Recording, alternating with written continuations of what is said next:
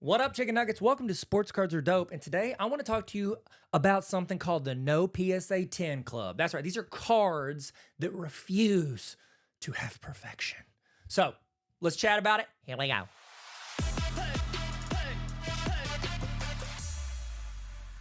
First off, I want to give a shout out to Ben Burrows at Collect. I got this from his article. I saw it pop up. I was like, ooh, I'd love to talk about that. So I'm getting this from him. He published it a while back. It was like November 6th. So if anything's Jim since then, that's my bad. Not good at research. Collab and help me research. So there you go. Shout out, Ben. And so the thought is PSA. Okay, well, they've graded more cards. I'm not saying they're my favorite. They're great. They're fine. Chill, okay? But PSA has graded 75 million cards. Million with an M. 25 million of those have PSA 10. That's right around 33% have PSA 10. That's a lot. That's a pretty big percentage for perfection, okay? But then again, you got to think a lot of those are modern cards coming in, okay? The grading revolution over the past few years where it's just people are just sending in a ton of stuff. I mean, you hear the words junk slab era coming through, like whatever. The only thing that frustrates me is whenever whenever the card is selling for less than the slab. That's never fun.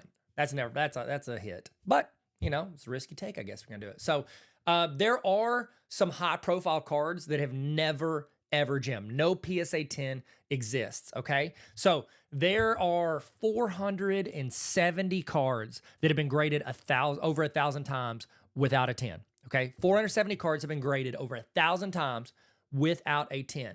It includes people like MJ, you got Will Chamberlain, Jim Brown, Hulk Hogan, all that. You know, printing flaws, you got a corner here, centering issue here, you know, the stock, there's just not as many of them, tons of different stuff. And then also, not really believe this, there are certain cards, when you send them into grading companies, they are much more strict. And it's because of the impact that this has. I have no proof in this, but that's what I believe. I believe there are cards that when you send it in, they like, oh, let's zone in. And they're looking more than if you send in just, oh, here's my Zion Williamson PSA 10, or here's my Zion Williamson Prism rookie. Like, that's something they see all the time. They know you're going, I mean, that's like a, $30 difference versus a, $30,000 difference. So I think they take it more and more into it. Like I saw this with Will Chamberlain that got an SGC 10. There was a Will Chamberlain rookie, got SGC 10. It was a huge deal. Like even SGC posted about it. It was a big deal getting a 10 because those cards don't 10. Okay. So these cards that I'm about to talk about these are the hobby white whales, if you will. Okay. They've never gotten a PSA 10. First one, and I know PSA just started grading this again recently, but the 1984 Star Jordan, 0 PSA 10s out of 404 graded cards. Okay, this one, it's on my list. I don't know how soon I'm going to get there because I'm trying to finish up that EX. I need the Kobe, and then I'm trying to finish the top 75 NBA players. So I don't know how soon I'm going to get to it. It's not on like the top of my leaderboard. I kind of paused on my MJ collection, but that's one that I'm working on. Not going to get a 10.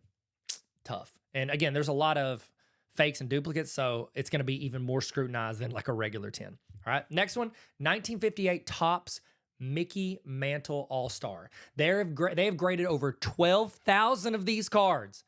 Never had a 10. 12,000 this Mickey Mantle card has been graded. It's the one with like the red stars in the background. America, right? And it is never 10 out of 12,000. That's a big difference. 404 of the MJ stars, 12,000 of the Mantle. Neither have gotten PSA 10s. Okay. So let's see. I'll give you some prices on that. So the PSA 9 of that Jordan Star card sold for $925,000. In the comments or wherever if you're on, like, I'm listening on audio, just say it in your head. Say it out loud, wherever you are at the DMV, and just shout out a number amount. It'll be fun for everybody involved. They're like, are you demanding money? No, this is not a robbery.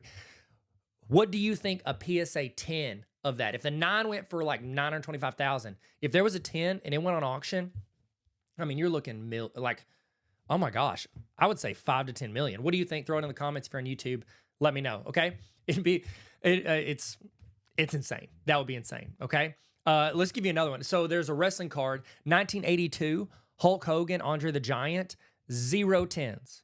Out of 824 grades of this, there has never, ever been a 10, okay? There were a lot of centering issues with that one back then, and it's just, I mean, it's like a Shaq free throw.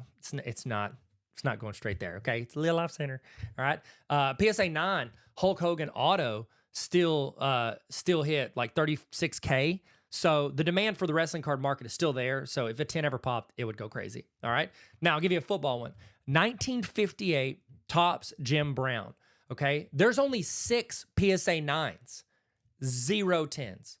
0 10s. Okay. So the reason is there's the black background, which if you've ever tried to submit a 2007, Kevin Durant Topps rookie, this is real. That black background is tough for it to have it. And it also has a lot of snow, a lot of imperfections there. The snow is like whenever it like gets stuck to another card, or it's got like the little like white speckles on it. So there you go.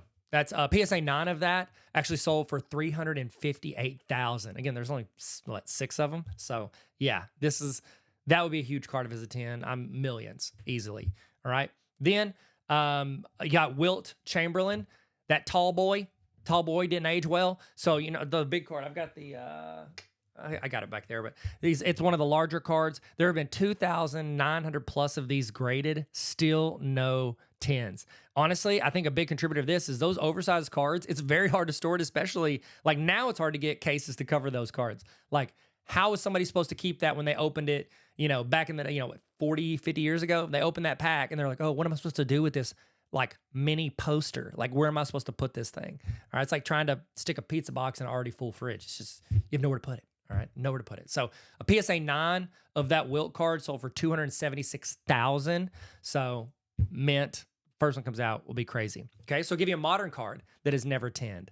The Victor Wembanyama 2003 Sports Illustrated for Kids. Okay. There have been over 1,700 of these graded, 0 PSA 10s. It is a perforated card. You're pulling it out of a sheet. I've got like, I don't have them up there, but I've got like Caitlin Clark, Asia Wilson, and Paige Beckers. I've got their SI for Kids rookie cards.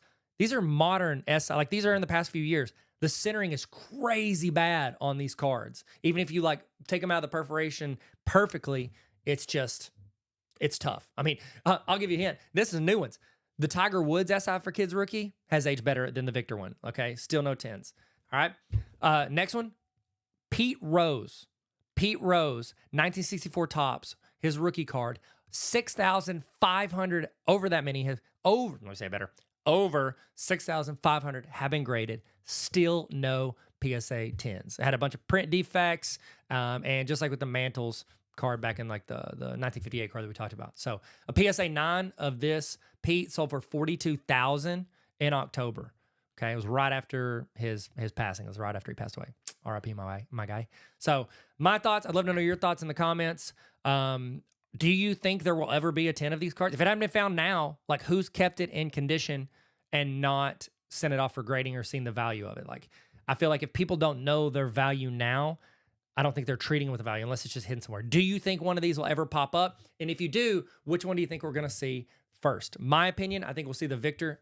I know it's hard to get a 10 on the SI for Kids, but again, I feel like they're more lenient with newer cards, and I feel like there's still a lot out there that can be graded that have been found. So those are my thoughts. What are your thoughts? Let me know in the comments. And also, which one do you think, of all the ones I've said, which one of these do you think would sell for the most? I'm gonna give my opinion. The MJ Star card. I think that would go crazy money. 5-10 mil, easy. 5-10 grand, I'll buy it now. Mortgage my house. So let me know what you think. Throw it in the comments. Y'all be good. Thank you for listening. Like and subscribe if you want. No pressure. And yeah. What's my catchphrase? Oh yeah, sports cards are dope, and so are you. Later.